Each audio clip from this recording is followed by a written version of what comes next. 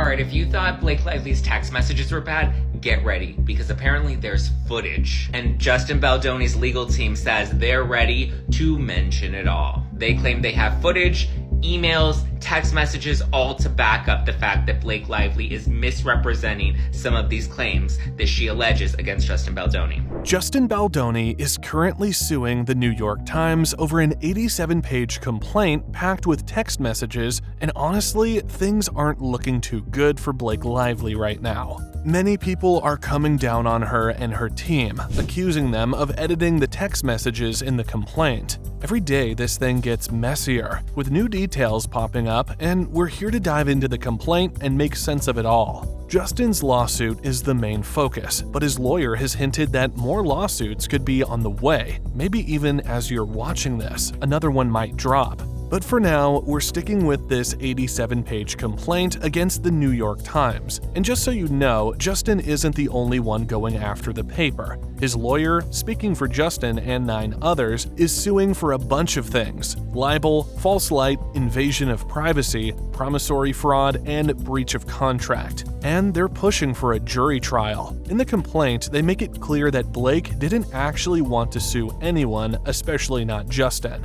They claim her main goal was just to fix her public image and avoid more legal trouble. They wrote, "First, her complaint was full of lies and misstatements that would have gotten it dismissed or even led to penalties. Second, going after a former lawsuit would have messed with her real plan, fixing her image. Her real move was using a legal document to throw out some juicy, headline-worthy accusations and clean up her public persona at everyone else's expense." Blake found some allies at the New York Times who ran with her CRD complaint without questioning it. The paper published its piece, "We Can Bury Anyone," inside a Hollywood smear machine, earlier than scheduled, almost 2 hours ahead of time, showing a serious lack of journalistic integrity. The article was full of mistakes, half-truths, and missing info. And now, just to add fuel to the fire, Blake has gone ahead and filed her own lawsuit against Justin for emotional distress and mental anguish.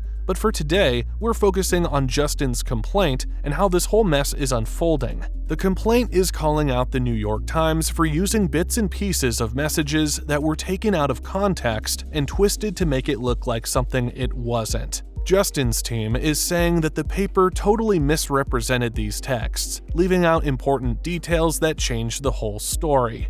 The complaint even points out some specific examples, which we'll dive into in a bit, showing that the texts between Justin and his team don't support the idea that they were trying to ruin Blake's reputation.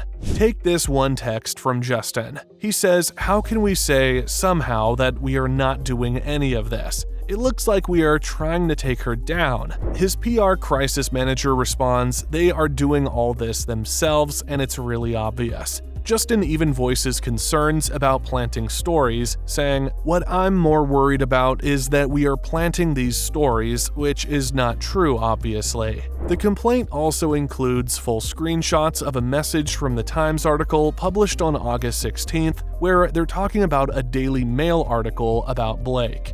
One person says, "You really outdid yourself with this piece," and another replies, "That's why you hired me, right? I'm the best." Justin's lawyer says that these messages got twisted, with the sarcasm totally ignored. They argue that the upside-down emoji in the conversation was key to understanding the tone. Basically, it was all irony and sarcasm that the Times didn't mention. And because they didn't give the full picture, they misled their readers. Then there's the claim that Justin and his team never set out to destroy Blake's reputation. There are screenshots from their crisis management chat where they talk about how they didn't tell anyone to go after Blake's promo, saying it happened on its own. One message even says, like, "Come on, we had nothing to do with that." There's also a text from Justin asking, "Is this Perez Hilton video us or not?" And his team responds, "None of us would ever do this. She's blown herself up by her own actions." But here's the kicker. There are some messages that don't exactly make Justin and his team look like saints.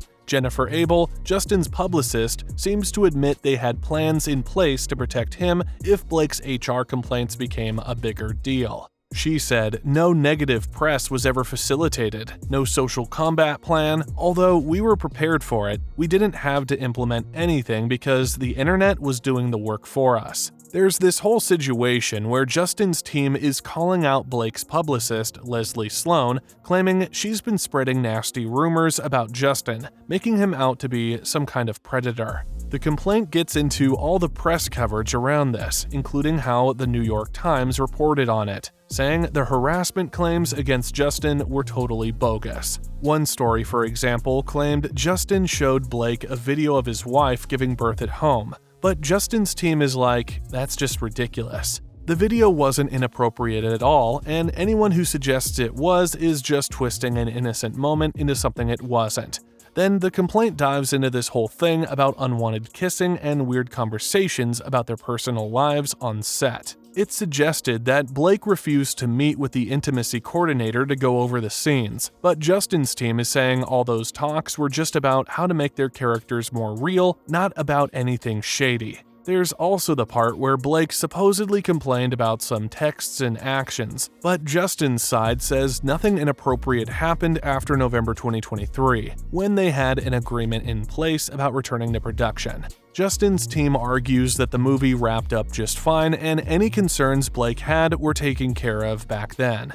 The real issue was Blake trying to take control of the film. There's even a text from Justin saying, "She kicked me out of the film. Now she's doing everything, editing, music, sound effects. I can't be involved anymore. I'll make it through somehow. I just need to process it."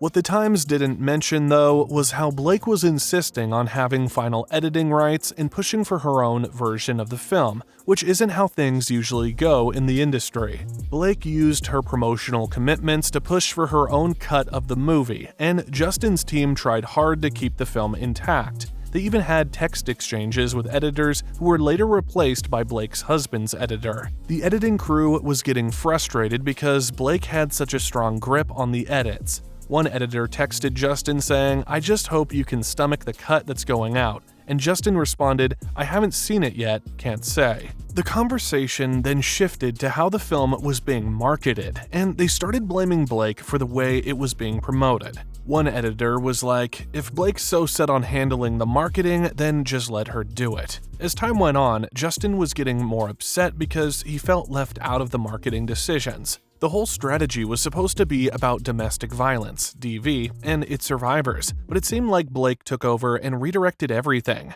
Blake didn't exactly agree with all of this. She argued that Sony wanted the film promoted a certain way, and even showed a document with talking points suggesting they move away from the DV angle. Another part of the timeline reveals that Justin wanted a chunk of the film's profits to go to DV survivors. The complaint talks about how Wayfarer Studios partnered with Sony to finance and distribute the film, and they agreed to donate 1% of the proceeds to DV survivors, specifically through the organization No More, something Baldoni had been hoping for since September 2022. Then, when it came to the film's premiere, Justin wasn't even invited. He texted his team saying, "Long story, but we won't be in the same room. They asked me to not come to the premiere. I'll figure it out." On top of all that, Blake's involvement in the film went beyond just acting. Around December 31st, 2022, she agreed to take on the lead role as Lily Bloom, which ended up earning her an executive producer credit, something usually reserved for big names like hers. But Wayfarer never asked her to step up in that way. They only wanted her for the acting role. Come May 15th, 2023, when principal photography started, Blake began taking charge in other areas of the film too. While lead actors often get input on their characters' looks, it's rare for them to take full control over wardrobe decisions, especially without consulting the director and producers. But Blake didn't follow that usual process. She basically sidelined the costume designer, bombarding the team with hundreds of images at all hours. She pushed for changes that ended up going way over the budget. At one point, she insisted on wearing $5,000 shoes, which made Baldoni rethink the whole script. And on top of all that, Blake refused to do fittings at the office, insisting that everything be sent to her house instead, which only added more time and cost to the whole production. Blake Lively started making demands that weren't part of the original deal, and these demands weren't even in the budget. She refused to acknowledge the budget or all the hard work that had already been put into the planning. This caused major tension in the studio. Eventually, Baldoni and the studio caved in and gave Blake full control over her wardrobe, but they regretted that decision pretty quickly. On the very first day of filming, paparazzi snapped some unflattering photos of Blake in her self-chosen outfits, and that stirred up some serious drama with Sony. It gets crazier. Even though Blake was uncomfortable working with Justin, she still spent long hours in a tiny editing room. Now the complaint says Blake's version of the movie did better in a test screening, and she insisted her version be released. Even though she said she'd back down if Justin's version did better, it felt like she was making threats to control everything.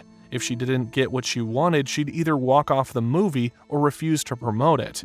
There's also this tension with Ryan Reynolds. Apparently, Blake felt like Justin fat-shamed her, leading to a heated confrontation at Blake and Ryan's penthouse, where Ryan repeatedly tore into Baldoni. After that, Blake refused to shoot a scene she'd already rehearsed and threatened to quit the whole production unless she got her way. As the drama continued, Blake's demands kept growing even after the industry struck. She pushed Sony, Boni, and Wayfarer into giving in to her every demand, taking control of nearly every aspect of production. When filming was set to resume in November 2023 after the strike, Blake sent over a 170-point list of conditions that had to be met before she would come back. Some of these conditions were already in place, but others seemed like another way for her to assert control. Meanwhile, there's also this weird moment involving Jamie Heath. Blake later claimed that he walked into her trailer uninvited while she was topless. The reality was he was invited for a meeting and Blake wasn't topless, she was breastfeeding. Baldoni and Heath left the meeting feeling pretty unsettled by Blake and Ryan's behavior and how much power Blake seemed to have. With all that pressure mounting, Wayfarer decided to keep production going, despite the growing concerns that Blake was twisting the facts to suit her needs. Stephanie Jones, who used to be a publicist for Wayfarer, got dragged into all this drama between Blake Lively, Justin Baldoni, and Wayfarer. She wasn't directly named in Blake's complaint, but she ended up filing her own lawsuit, claiming she got caught in the middle of a smear campaign.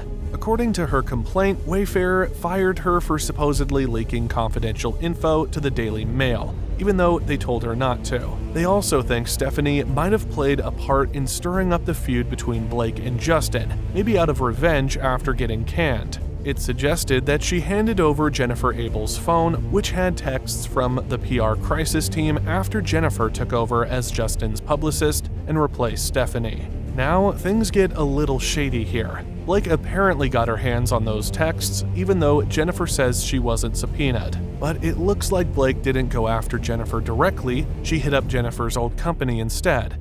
The complaint says Blake used a civil subpoena to get the messages through Stephanie's company, Joneswork LLC, and those documents will come out during discovery. There's some speculation that Stephanie, pissed about losing her job to Jennifer, passed those texts along to Blake. How Blake found out about them is still a mystery, but it looks like someone tipped her off. In the end, it's all a mess of people trying to protect their reputations or get back at each other. Looks like we'll just have to wait and see how all this drama ends in court.